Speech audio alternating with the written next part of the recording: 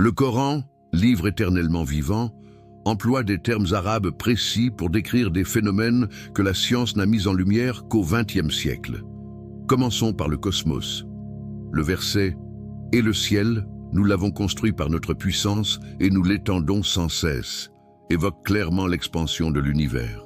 Des astrophysiciens reconnus confirment aujourd'hui cette vérité observée depuis 1929 grâce au décalage spectral des galaxies. Abordons ensuite la géologie. Dieu dit « N'avons-nous pas fait de la terre un berceau, et ailleurs, et nous avons placé dans la terre des piquets ».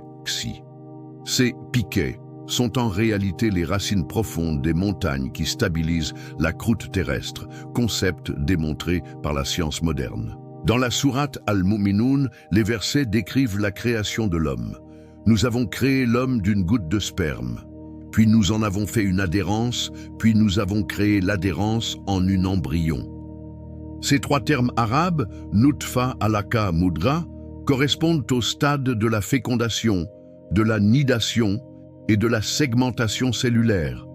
Le cycle de l'eau, pilier de toute vie, est expliqué en trois phases: évaporation, formation de nuages et précipitation. Le Coran affirme « Et nous faisons descendre du ciel une eau selon une mesure, et nous la conservons dans la terre ». Les hydrologues valident cette description parfaitement cyclique et mesurée, essentielle à l'équilibre de notre planète.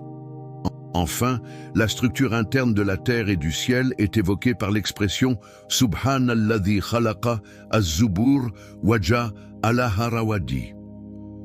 La voûte céleste est un plafond protecteur et la terre un lit stable. Les avancées en géophysique et en atmosphère planétaire confirment cette analogie de bouclier protecteur. Ces 5 exemples montrent combien le Coran parle au cœur de la science. Si vous ressentez cette harmonie entre révélation divine et découverte moderne, écrivez miracle en commentaire et partagez cette vidéo pour qu'elle éveille d'autres consciences.